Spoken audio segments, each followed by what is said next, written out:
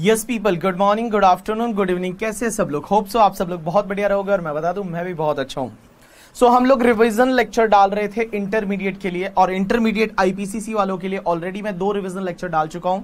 एक तो आपको हाउस प्रॉपर्टी का मिला होगा और दूसरा तुमको रिवीजन लेक्चर है वो कैपिटल गेन का मिला होगा। होप सो आप सब लोगों को बहुत अच्छा लगा होगा। अब हम नेक्स्ट रिवीजन लेक्चर पे जाते हैं और नेक्स्ट रिवीजन लेक्चर में आज हम पढ़ेंगे residential status and scope of total income. अब एक बात समझना, residential status, scope of total income, ये टॉपिक क्यों जरूरी है? क्योंकि सबसे पहली चीज मैं बता दूं कि जो पर्सन रेजिडेंट बन जाता है ना, उसके लिए पूरे वर्ल्ड की इनकम पे टैक्स लगता है, और जो नॉन रेजिडेंट होता है उसके लिए सिर्फ इंडियन इनकम होती है, उसी पे टैक्स लगता है। अगर मैं रेजिडेंट हूं इंडिया का तो मेरी जो पूरे वर्ल्ड में इनकम होगी उस पर मुझे इंडिया में टैक्स भरना पड़ेगा, लेकिन अगर कोई नॉन रेजिडेंट है तो उसको सिर्फ इंडिया की इनकम है उसी पे टैक्स लगेगा। तो रेसिडेंशियल स्टेटस कैसे डिसाइड करते हो? तो सबसे पहले अपन देखते हैं residential status of the individual. Individual का रेसिडेंशियल स्टेटस चेक करने के लिए बेटा 4 कंडीशन है, 2 बेसिक कंडीशन, 2 एडिशनल कंडीशन। और पहली बेसिक कंडीशन बोलती है stay in India for 182 days or more in previous year. Means stay in India for 182 days or more in previous year. Previous year means current previous year, that is our previous year is 18-19.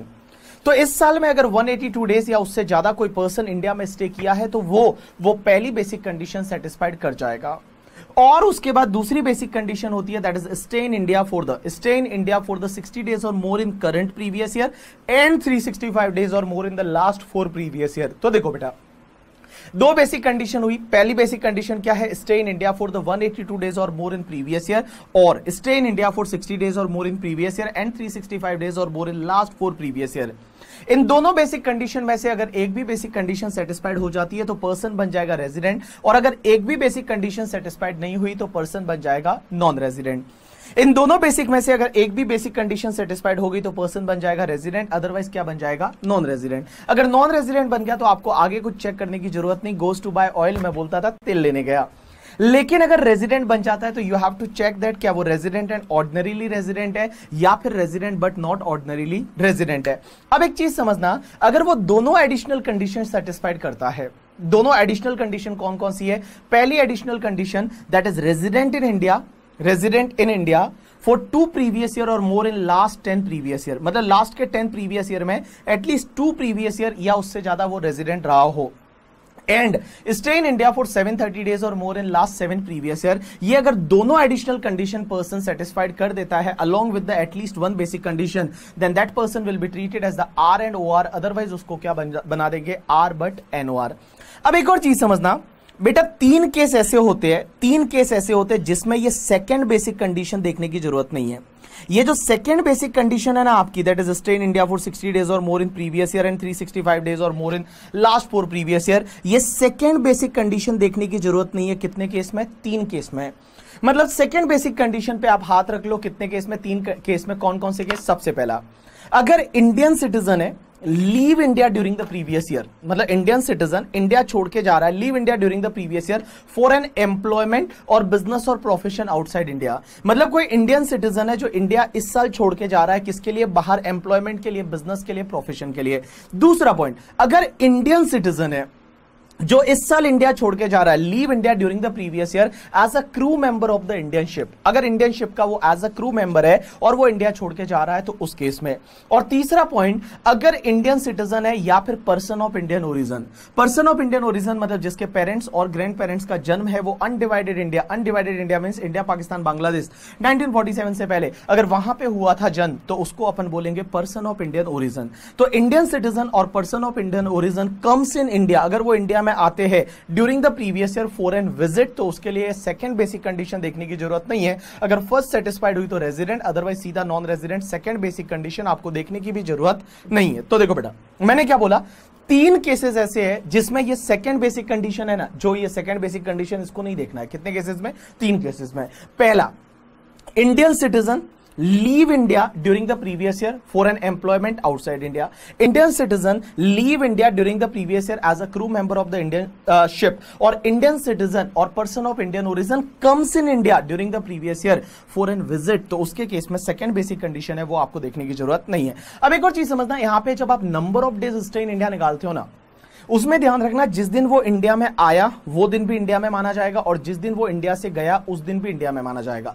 मैंने क्या बोला कि जो दिन वो India में आता है वो दिन भी इंडिया में रहा ऐसा माना जाएगा, और जो दिन इंडिया के बाहर जा रहा है जिस दिन, उस दिन भी वो ये माना जाएगा कि वो इंडिया में है। लेकिन बेटा यहां पे एक सीबीडीटी का सर्कुलर है जो आपको ध्यान देना है, और सीबीडीटी का सर्कुलर ये बोलता है कि अगर कोई इंडियन सिटीजन है, पहली चीज है कौन है इंडियन सिटीजन, और वो इंडियन सिटीजन है, वो क्रू मेंबर है फॉरेन बाउंड शिप का, crew member of the foreign bound ship. Foreign bound ship किसको बोलते हैं? ऐसी शिप जो इंडिया से ओरिजिनेट होके फॉरेन उसका डेस्टिनेशन है, या फॉरेन से इंडिया आ रही है, that is called foreign bound ship. तो देखो अगर इंडियन सिटीजन है वो फॉरेन बाउंड शिप का अगर क्रू मेंबर है, फॉरेन बाउंड शिप में से इंडिया से जो बाहर जा रही है या बाहर से फिर वो इंडिया में आ रही है, तो देखो अगर कोई क्रू मेंबर है, इंडियन सिटीजन है, वो क्रू मेंबर है, इंडिया से फॉरेन जा रहा है शिप में या फॉरेन से वापस आएगा, तो उसके केस में उनका मर्चेंट के हिसाब से क्या होता है, उनका एक एक्ट होता है, और उस एक्ट के हिसाब से उनको क्या होता है कि एक ड्यूटी डिस्चार्ज सर्टिफिकेट होता है करके, ठीक है, और एक डिस्चार्ज सर्टिफिकेट होता है, उसमें उसको क्या करना पड़ता है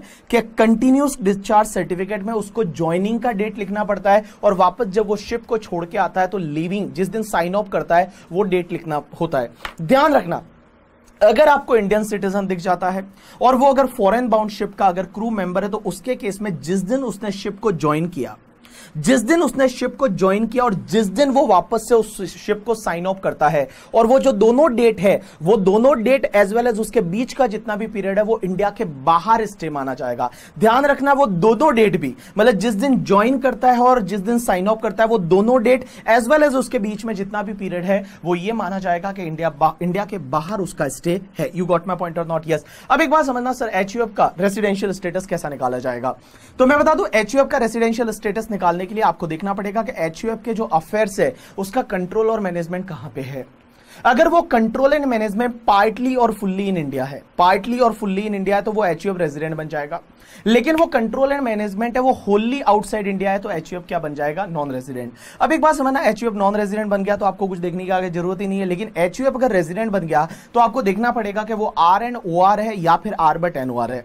अब उसमें एक चीज समझने की कोशिश करना, अगर जो करता है उस एचयूएफ का वो दोनों एडिशनल कंडीशन सेटिस्फाइड करता है, जो करता है वो अगर दोनों एडिशनल कंडीशन सेटिस्फाइड करता है, एडिशनल कंडीशन मींस वो तुम्हारा resident for 2 previous year or more in last 10 previous year and stay in India for 730 days or more in last 7 previous year, अगर वो दोनों एडिशनल कंडीशन सेटिस्फाइड करता तो उस केस में वो एचयूएफ बन जाएगा R and O R, otherwise वो बन जाएगा R but N O R. अब एक और चीज समझना सर, ये firm, AOP, BOI, local authority और आर्टिफिशियल जुरिडिकल पर्सन, इनका कैसे देखा जाएगा? तो इनके केस में ध्यान रखना कंट्रोल और मैनेजमेंट पार्टली और फुल्ली इन इंडिया है तो रेजिडेंट, अदरवाइज क्या बन जाएगा? Non resident. कंट्रोल और मैनेजमेंट पार्टली और फुल्ली इन इंडिया है तो रेजिडेंट, अदरवाइज बन जाएगा non resident. Means control and management अगर फुल्ली आउटसाइड इंडिया है तो बन जाएगा नॉन रेजिडेंट। अब इसमें एक चीज समझना, ये सिर्फ R and O R and R but N O R है, वो सिर्फ किसके लिए होता था? इंडिविजुअल एंड एचयूएफ के लिए। बाकी फर्म के लिए, एओपी, बीओआई के लिए, लोकल अथॉरिटी के लिए, एजेपी के लिए, उनके लिए ये R and O R, R but N O R नहीं होता, सिर्फ रेजिडेंट या सीधा नॉन रेजिडेंट। अब एक चीज समझना, सबसे इंपॉर्टेंट पार्ट सर, कंपनी का रेसिडेंशियल स्टेटस कैसे देखा जाएगा? तो कंपनी का रेसिडेंशियल स्टेटस देखने के लिए आपको देखना पड़ेगा कि वो कंपनी कौन सी है। पहली चीज बता दूं, अगर वो इंडियन कंपनी है तो ऑलवेज रेजिडेंट है। इंडियन कंपनी का मतलब जैसे टाटा है, रिलायंस है, जो इंडिया में इनकॉर्पोरेट हुई है, जैसे बीबी वर्चुअल्स है करके, ठीक है, तो बीबी वर्चुअल्स है वो तुम्हारी इंडियन कंपनी है, तो उस केस में वो क्या बन जाएगी? रेजिडेंट बन जाएगी। लेकिन यहां ध्यान रखना, जो अदर कंपनी है और you can say that foreign company, जो फॉरेन कंपनी है वो इंडिया की रेजिडेंट, इंडिया में रेजिडेंट मानी जाएगी अगर उसका पोयम इंडिया में है।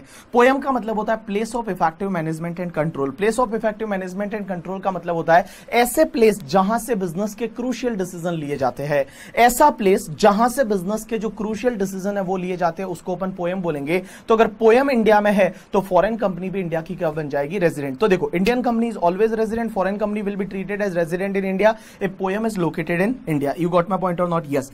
सो यहां पे तुम्हारा रेसिडेंशियल स्टेटस वाला पार्ट कंप्लीट हो जाता है। Now comes to the scope of total income. अब एक चीज समझना, इनकम दो तरह की होती है, एक तुम्हारी इंडियन इनकम और एक तुम्हारी फॉरेन इनकम। इंडियन इनकम किसको बोलते हैं? देखो, इंडियन इनकम मींस ऐसी इनकम जो इंडिया में या तो अक्रूड हुई है या रिसीव हुई है।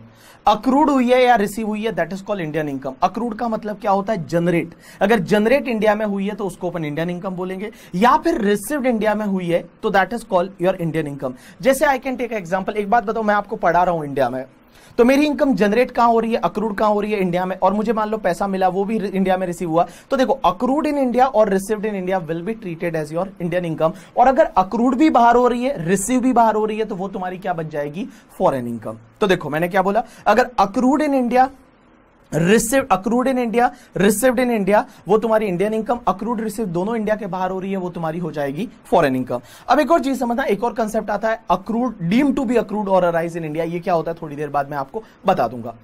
अब एक चीज समझना, कौन से पर्सन के लिए कौन सी इनकम है वो टैक्सेबल होती है, तो समझने की कोशिश करना। यहां पे थोड़ा एक मिस्टेक हो गया, अगर आपके पास बुक रहे तो देखो, सबसे पहला अगर इंडिविजुअल एचयूएफ की बात करूं, ये थोड़ा देखो R but NOR and NR, तो मैं बता दूं इंडियन इनकम जो होती है ना, इंडियन इनकम का मतलब ऐसी इनकम जो इंडिया में या तो अक्रूड हुई है या इंडिया में रिसीव्ड हुई है। इंडियन इनकम है वो सबके लिए टैक्सेबल होती है, मतलब ऑल के लिए taxable, resident and ordinary resident के लिए भी टैक्सेबल, आर बट एनओआर के लिए भी टैक्सेबल और एनआर के लिए भी टैक्सेबल। इंडियन इनकम सबके लिए टैक्सेबल। लेकिन अगर बेटा फॉरेन इनकम है, और फॉरेन इनकम में कौन सी पता है, फॉरेन इनकम मतलब अक्रूड भी बाहर हुआ है, रिसीव्ड भी बाहर हुआ है, लेकिन वो फॉरेन बिजनेस है, वो कंट्रोल इंडिया से होता है, या फॉरेन में प्रोफेशन है that was setup in India, अगर वो इंडिया में पहले सेटअप हुआ था, तो उस केस में उस इनकम का क्या होगा पता है, मतलब फॉरेन इनकम में foreign business control from India या foreign profession was setup in India, तो वो बेटा रेजिडेंट एंड ऑर्डिनरीली रेजिडेंट के लिए टैक्सेबल है, resident but not ordinarily resident के लिए भी टैक्सेबल है, बट नॉन रेजिडेंट के लिए वो वाली फॉरेन इनकम टैक्सेबल नहीं है। और बेटा अदर फॉरेन इनकम है वो तो सिर्फ रेजिडेंट एंड ऑर्डिनरीली रेजिडेंट के लिए टैक्सेबल है, आर बट एनओआर के लिए टैक्सेबल नहीं है एंड एनआर के लिए भी टैक्सेबल नहीं है। इन सिंपल वर्ड बोल दूं आपको, देखो अगर आप इस टेबल को ऐसे देखते हो तो आर एंड ओ आर के लिए पूरे वर्ल्ड की इनकम टैक्सेबल है, इंडिया की इनकम भी टैक्सेबल है, फॉरेन की इनकम भी टैक्सेबल है, फॉरेन की सब इनकम टैक्सेबल है। तो देखो आर एंड ओ आर जो पहला वाला कॉलम है उसमें ऑल इनकम इज टैक्सेबल करके, ठीक है। आर बट एनओआर के लिए Indian income is taxable, but foreign का वही वाला इनकम टैक्सेबल है जो बिजनेस कंट्रोल इंडिया से होता है या profession was setup in India, and NR के लिए सिर्फ इंडियन इनकम है वही टैक्सेबल होगा। यू गॉट माय पॉइंट और नॉट? यस, जो मैंने सबसे पहले सेंटेंस बोला था वो आ गए अपन वहां पे। तो आर एंड ओ आर के लिए पूरे वर्ल्ड की income taxable, R but NOR के लिए इंडिया की इनकम टैक्सेबल, और फॉरेन वाली सिर्फ foreign business control from India और फॉरेन प्रोफेशन वो सेटअप इन इंडिया, एंड बेटा एनआर के लिए सिर्फ इंडियन इनकम है वही टैक्सेबल होगी। लेकिन एक चीज समझना, जो इंडिविजुअल एचयूएफ में तो R and O R but NOR होता है, अदर के लिए तो सीधा रेजिडेंट नॉन रेजिडेंट। तो रेजिडेंट बन गए तो पूरे वर्ल्ड की इनकम टैक्सेबल है, नॉन रेजिडेंट बन गए तो सिर्फ इंडिया की इनकम है वो आपके लिए टैक्सेबल हो जाएगी। अब एक और चीज समझना, यहां पे अक्रूड का मतलब क्या होता है, जनरेट इन इंडिया। अगर जनरेट इंडिया में हो रही है तो उसको अपन इंडियन इनकम बोलेंगे, और रिसीव्ड का मतलब होता है फर्स्ट रिसीव्ड, पहली बार रिसीव वो इनकम कहां पे हो रही है वो आपको देखना पड़ेगा। रेमिटेंस को रिसीव्ड नहीं माना जाएगा। जैसे मान लो इनकम है वो मुझे दुबई में रिसीव हो गई, उसके बाद मैं उसको इंडिया में रेमिट करता हूं, तो क्या वो इंडियन इनकम बन जाएगी? नो, वो रिसीव्ड इन दुबई ही माना जाएगा। एक और चीज हमें यहां पे समझना, अगर कोई तुम्हारा पास्ट अनटैक्स प्रॉफिट था, 5 साल पहले कुछ इनकम कमाई थी, उस पर उस साल में टैक्स नहीं लगा था ड्यू टू एनी रीजन, हो सकता है कि भाई उस ईयर में आप नॉन रेजिडेंट रहोगे तो इसके लिए मान लो उस पर टैक्स नहीं लगा था, वो आज अगर आप इंडिया में लेके आते हो तो क्या वो इस साल की इनकम मानी जाएगी? आंसर इज नो, वो इस साल की इनकम नहीं मानी जाती। इनकम वो हमेशा उस ईयर की मानी जाती है जिस ईयर की वो इनकम होती है करके, ठीक है। चलो, now next part and last part of this particular topic, that is income deemed to be accrued और अराइज इन इंडिया। देखो कुछ इनकम ऐसी होती है जो अक्रूड और अराइज इन इंडिया मानी जाती है, लेकिन कुछ डीम टू बी, अगर होगी नहीं तो भी उसको मान लेंगे कि डीम टू बी अक्रूड और अराइज इन इंडिया करके, ठीक है। अब सर कौन कौन सी income deem to be accrued और अराइज इन इंडिया मानी जाती है? सबसे पहला पॉइंट ये बोलता है income accruing or arising outside India. Outside India income हो रही है, लेकिन directly or indirectly through or from a business connection in India. मतलब किसी नॉन रेजिडेंट का, देखो एक जर्मनी का कोई बंदा है, जर्मनी का बंदा इंडिया में कोई गुड्स वगैरह बेचता है, मतलब आपने ऑनलाइन ऑर्डर किया, जर्मनी के बंदे ने इंडिया में गुड्स बेचा, तो क्या उसकी इनकम इंडिया में टैक्सेबल हो जाएगी? आंसर इज नो, बिकॉज वो बिजनेस इन इंडिया नहीं कर रहा है, he is doing the business with India, और बिजनेस विद इंडिया कर रहा है तो उस केस में टैक्सेबल नहीं होती। इसका उल्टा एग्जाम्पल लेते हैं। एक बात समझो, मेरे बहुत सारे स्टूडेंट नेपाल में पढ़ते हैं और वो नेपाल से मेरे से बुक ऑर्डर करते हैं, तो मैंने यहां से कुरियर किया नेपाल, तो क्या मेरी इनकम नेपाल में टैक्सेबल होगी? Answer is no, because I am doing business with Nepal, not in Nepal. अगर मैं नेपाल में जाके वहां पे अपना बिजनेस खोल दूंगा तो इनकम वहां टैक्सेबल हो जाएगी, अदरवाइज वहां पे टैक्सेबल नहीं होती।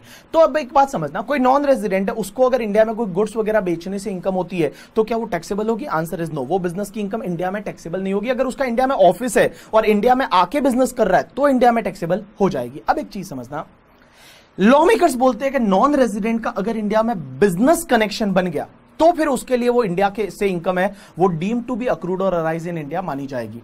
लेकिन बिजनेस कनेक्शन किसको बोलेंगे? बिजनेस कनेक्शन किसको बोलेंगे? अगर जो नॉन रेजिडेंट है उसका इंडिया में कोई एजेंट है। कौन है एजेंट? मतलब कोई पर्सन अपॉइंट किया और वो पर्सन क्या करता है, उस नॉन रेजिडेंट के लिए हैबिचुअली कॉन्ट्रैक्ट कंक्लूड करता है। मतलब नॉन रेजिडेंट के बिहाफ पे इंडिया में हैबिचुअली कॉन्ट्रैक्ट कंक्लूड करता है, या फिर कॉन्ट्रैक्ट कंक्लूड करने में प्रिंसिपल रोल प्ले करता है, या फिर उस नॉन रेजिडेंट के लिए वो क्या करता है, इंडिया में स्टॉक मेंटेन करता है और नॉन रेजिडेंट के कहने पे उसका डिलीवरी करता है हैबिचुअली।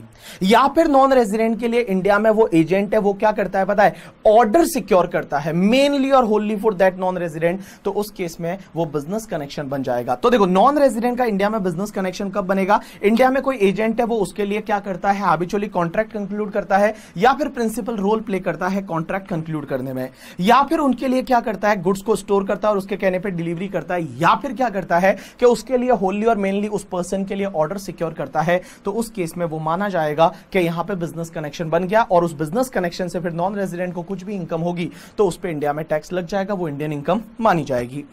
अब एक और चीज समझना, नेक्स्ट पॉइंट बोलता है एनी प्रॉपर्टी और असेट और source of income in India. अब एक बात समझना, किसी नॉन रेजिडेंट वगैरह का इंडिया में अगर प्रॉपर्टी है, इंडिया में असेट है, इंडिया में सोर्स है, तो ऑब्वियसली वो तो जनरेटेड इन इंडिया हुआ, तो वो डीम टू बी अक्रूड और अराइज इन इंडिया माना जाएगा। या फिर transfer of capital asset situated in India. India के बाहर दो लोग हैं और वो क्या करते हैं पता है, इंडिया की कोई एसेट बेच देते हैं। जैसे I can take one example, Ricky Ponting एक क्रिकेटर है, उसका मुंबई में एक फ्लैट है। उसने क्या किया, ऑस्ट्रेलिया में जाके रिकी पॉन्टिंग ने ब्रेटली को फ्लैट बेच दिया 10 करोड़ में, और वो कहां, मुंबई का फ्लैट बेचा है, रजिस्ट्री भी बाहर हुई है, लेकिन मुंबई का एसेट बिका है। तो क्या ये इंडिया में टैक्सेबल होगा? Answer is yes. ये इंडिया के लिए डीम टू बी अक्रूड और अराइज इन इंडिया माना जाएगा और नॉन रेजिडेंट के लिए इंडियन इनकम मानी जाएगी और इंडिया में टैक्स लग जाएगा। नेक्स्ट पॉइंट ये बोलता है salary earn for service rendered in India. अगर मान लो किसी को सैलरी मिलती है for service rendered in India तो ये deem to be accrued in India मानी जाएगी। जैसे I can take one example, एक बात समझना, मैं जॉब करता हूं इंडिया में, मुझे सैलरी मान लो फॉरेन से मिल रही है, बट जॉब में सर्विस रेंडर कर रहा हूं वो मैं इंडिया में कर रहा हूं, तो उस केस में क्या होगा बेटा कि वो डीम टू बी अक्रूड और अराइज इन इंडिया मानी जाएगी। एक और चीज समझना, मैंने जॉब कंप्लीट कर दिया, रिटायरमेंट के बाद मैं बांग्लादेश शिफ्ट हो गया और मैं बांग्लादेश में रहता हूं रिटायरमेंट के बाद, और उस टाइम मुझे पेंशन मिल रही है एक यूएसए के एम्प्लॉयर से। यूएसए का एम्प्लॉयर था, मैंने जॉब मेरी लाइफ में कहां किया, इंडिया में किया। अब मैं बांग्लादेश में शिफ्ट हो गया, बांग्लादेश में मुझे पेंशन मिलती है, तो पेंशन भी डीम टू बी अक्रूड और अराइज इन इंडिया मानी जाएगी, क्योंकि आपने सर्विस जो रेंडर की थी वो आपने इंडिया में की थी। एक और चीज समझना, अगर जो अपनी गवर्नमेंट है, salary payable by government to Indian citizen for service rendered outside India, अपनी गवर्नमेंट पता है इंडिया के बाहर जो सर्विस देते हैं, जैसे एम्बेसीज वगैरह, एम्बेसीज में पता है आपको कि लाइक इंडिया के बहुत सारे लोग हैं जो फॉरेन की एम्बेसीज में काम करते हैं। जैसे इंडिया का मेरे एक रिलेटिव है जो यूएस एम्बेसी में काम कर, यूएस मतलब Indian embassy in the US, वहां पे काम कर रहे हैं, डिप्लोमेट्स वगैरह जो होते हैं, तो उनको सैलरी कौन देता है, अपनी गवर्नमेंट देती है। तो इंडियन सिटीजन है और वो अगर इंडिया के बाहर काम कर रहा है, सैलरी गवर्नमेंट दे रहा है, तो उसके लिए वो income deem to be accrued और अराइज इन इंडिया माना जाएगा और उस पर इंडिया में टैक्स लग जाएगा। एक और चीज समझना, उनको जो परक्यूजिट मिलते हैं, उनको जो परक्यूजिट और अलाउंसेस मिलते हैं वो एग्जेम्प्ट होते हैं, उस पे टैक्स नहीं लगता, लेकिन जो सैलरी है वो सैलरी पे टैक्स लग जाएगा। एक और चीज समझना, अगर कोई भी डोमेस्टिक कंपनी है, इंडियन कंपनी है, वो डिविडेंड पे करती है, तो वो डिविडेंड भी किसी के लिए भी डीम टू बी अक्रूड और अराइज इन इंडिया माना जाएगा, लेकिन डिविडेंड नॉर्मली एग्जेम्प्ट होता है क्योंकि कंपनी उस पर ऑलरेडी डीडीटी पे कर देती है। यू गॉट माई पॉइंट और not? Yes. Now last part of this particular topic is a royalty fees for technical service and interest। अब एक चीज समझना, अगर एक नॉन रेजिडेंट है, इसको ऐसे समझना, जैसे एक नॉन रेजिडेंट है, मैं यहां पे बना देता हूं, ये एक नॉन रेजिडेंट है, ठीक है, और इस नॉन रेजिडेंट का नाम है मान लो मिस्टर लोबो। ये नॉन रेजिडेंट ने क्या किया, सबसे पहले इंटरेस्ट की बात करते हैं। नॉन रेजिडेंट ने लोन दिया और नॉन रेजिडेंट को इंटरेस्ट दे रहे, तो वो इंटरेस्ट उसके लिए deem to be accrued and arise in India कब माना जाएगा? तो समझना, अगर मान लो उसको इंटरेस्ट देता है, वो इंटरेस्ट कौन देता है पता है? इंटरेस्ट अगर गवर्नमेंट देती है, अपनी गवर्नमेंट उसको इंटरेस्ट देती है, तो वो डीम टू बी अक्रूड और अराइज इन इंडिया माना जाएगा। तो देखो एक एग्जांपल लेते हैं, क्या कोई नॉन रेजिडेंट पर्सन है, उसने लोन दिया अपनी गवर्नमेंट को, गवर्नमेंट उसको क्या दे रही है, इंटरेस्ट दे रही है, तो वो इंटरेस्ट उसके लिए डीम टू बी अक्रूड और अराइज इन इंडिया माना जाएगा। एक और चीज समझना, हुआ क्या, उस नॉन रेजिडेंट ने, मान लो लोबो ने मुझे लोन दिया रेजिडेंट पर्सन को, मतलब इंडिया में मैं रेजिडेंट हूं, मुझे लोन दिया, मैं उसको इंटरेस्ट दे रहा हूं, तो वो इंटरेस्ट भी उसके लिए डीम टू बी अक्रूड और अराइज इन इंडिया माना जाएगा। लेकिन एक चीज समझना, मैंने उससे जो लोन लिया है ना, वो पैसा मैंने इंडिया के बाहर किसी बिजनेस एंड प्रोफेशन में यूज किया, तो उस केस में वो लोबो के लिए डीम टू बी अक्रूड और अराइज इन इंडिया नहीं माना जाएगा। वापस बोल रहा हूं, देखो समझने की कोशिश करना। देखो कोई लोबो करके नॉन रेजिडेंट, सपोज उसने लोन दिया, अपनी गवर्नमेंट को दिया, गवर्नमेंट इंटरेस्ट दे रही है, डीम टू बी अक्रूड और अराइज इन इंडिया माना जाएगा लोबो के लिए। लोबो ने लोन दिया बीबी सर को, रेजिडेंट पर्सन को, ठीक है, और रेजिडेंट पर्सन जो मैं हूं, मैंने उस पैसे को इंडिया के बाहर कहीं यूज किया बिजनेस एंड प्रोफेशन में, तो वो लोबो के लिए डीम टू बी अक्रूड और अराइज इन इंडिया नहीं माना जाएगा। लेकिन उस पैसे को मैंने इंडिया में किसी भी पर्पज के लिए यूज किया, तो वो डीम टू बी अक्रूड और अराइज इन इंडिया है, वो माना जाएगा। यू गॉट माई पॉइंट और नॉट? यस। अब एक और चीज समझना, लोबो करके एक बंदा है, उसने क्या किया, लोन दिया किसी दूसरे नॉन रेजिडेंट को, मिस्टर होबो को। होबो श्रीलंका का है, लोबो कहां का है, मान लो यूएसए का, और होबो है वो श्रीलंका का है। लोबो ने होबो को लोन दिया, और जो होबो है, वो होबो ने अगर वही पैसा इंडिया के किसी बिजनेस एंड प्रोफेशन में लगाया, तो उसमें होबो जो लोबो को इंटरेस्ट पे कर रहा है, वो भी लोबो के लिए डीम टू बी अक्रूड और अराइज इन इंडिया माना जाएगा। तो देखो, अगर कोई भी पर्सन लोन देता है, उसको इंटरेस्ट गवर्नमेंट से मिलता है, deem to be accrued and arise in India. अगर रेजिडेंट से मिलता है, डीम टू बी अक्रूड और arise in India. But resident ने इंडिया के बाहर किसी बिजनेस एंड प्रोफेशन में लगाया, तो डीम टू बी अक्रूड और अराइज इन इंडिया नहीं माना जाएगा। किसी नॉन रेजिडेंट को लोन दिया और नॉन रेजिडेंट इंटरेस्ट देता है, और वो नॉन रेजिडेंट ने वो पैसा इंडिया के किसी बिजनेस एंड प्रोफेशन में लगाया है, तो वो डीम टू बी अक्रूड और अराइज इन इंडिया माना जाएगा। Same way with the royalty. अब एक चीज समझना, रॉयल्टी क्या होती है, क्या लाइक जैसे no how, patent, copyright, trademark, franchise, design, formula वगैरह देते हैं, उस डिजाइन वगैरह उसके लिए रॉयल्टी मिलती है। तो अगर किसी भी पर्सन ने वो सर्विस दी, वो गवर्नमेंट को दी, गवर्नमेंट ने रॉयल्टी दी, उसके लिए डीम टू बी अक्रूड और arise in India.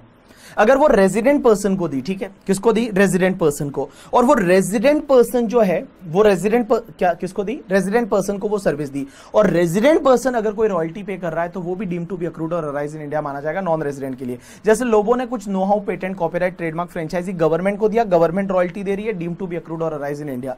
Resident person मतलब मुझे दिया, और मैं अगर मान लो उनको, मैं क्या कर रहा हूं, मैं उनको अगर दे रहा हूं करके, ठीक है, मैं उनको वो जो दे रहा हूं रॉयल्टी वगैरह, डीम टू बी अक्रूड और अराइज इन इंडिया। एक और चीज समझना, मैंने क्या किया, वो जो भी टेक्निकल सर्विस वगैरह है जो मैंने लिया था उनसे करके, नो हाउ वगैरह, वो मैंने इंडिया के बाहर करके, इंडिया के बाहर किसी बिजनेस एंड प्रोफेशन में यूज कर दिया, या इंडिया के बाहर कोई इनकम का सोर्स कमाने के लिए मैंने उसको यूज कर दिया, तो उस केस में वो डीम टू बी अक्रूड और अराइज इन इंडिया नहीं माना जाएगा। या फिर उसके बाद में अगर मान लो लोगों ने क्या किया, किसी दूसरे पर्सन, होबो को, नॉन रेजिडेंट को कुछ सर्विस दिया, और उसके बदले होबो ने लोबो को रॉयल्टी दिया, तो वो डीम टू बी अक्रूड और अराइज इन इंडिया तब माना जाएगा लोबो के लिए, अगर होबो ने वो पैसा इंडिया के किसी, वो पैसा या वो सर्विस जो है, वो बेसिकली सर्विस इंडिया के किसी बिजनेस एंड प्रोफेशन या फिर इंडिया में कोई इनकम का सोर्स कमाने के लिए यूज किया है। तो यू गॉट माई पॉइंट और नॉट? यस। मैं वापस से एक बार इस पार्ट को समझा रहा हूं। देखो, जैसे कोई नॉन रेजिडेंट है, उसने क्या दिया, लोन दिया, तो उसको इंटरेस्ट मिलेगा। पहले इंटरेस्ट की बात करते हैं। नॉन रेजिडेंट ने लोन दिया गवर्नमेंट को, गवर्नमेंट ने इंटरेस्ट दिया, वो उसके लिए taxable, deem to be accrued और अराइज इन इंडिया। अगर उसने लोन दिया किसी रेजिडेंट पर्सन को, तो उसके लिए डीम टू बी अक्रूड और अराइज इन इंडिया माना जाएगा। रेजिडेंट को दिया, अगर उसने इंडिया में यूज किया, तो अगर वो पैसा इंडिया के बाहर किसी बिजनेस एंड प्रोफेशन में यूज किया, तो उस पर्सन के लिए वो डीम टू बी अक्रूड और अराइज इन इंडिया नहीं माना जाएगा। लोबो ने लोन है, वो होबो को दिया, किसी दूसरे नॉन रेजिडेंट को, और वो दूसरे नॉन रेजिडेंट ने इंडिया के किसी बिजनेस एंड प्रोफेशन में उस पैसा को यूज किया, तो वो इंटरेस्ट लोबो के लिए डीम टू बी अक्रूड और अराइज इन इंडिया माना जाएगा। रॉयल्टी, एफटीएस जो है, फीस फॉर टेक्निकल सर्विस, उसके लिए भी सिमिलर चीज है, समझने की कोशिश करना। किसी पर्सन ने कुछ सर्विस दिया गवर्नमेंट को, गवर्नमेंट ने रॉयल्टी, एफटीएस दिया, उसके लिए डीम टू बी अक्रूड और अराइज इन इंडिया।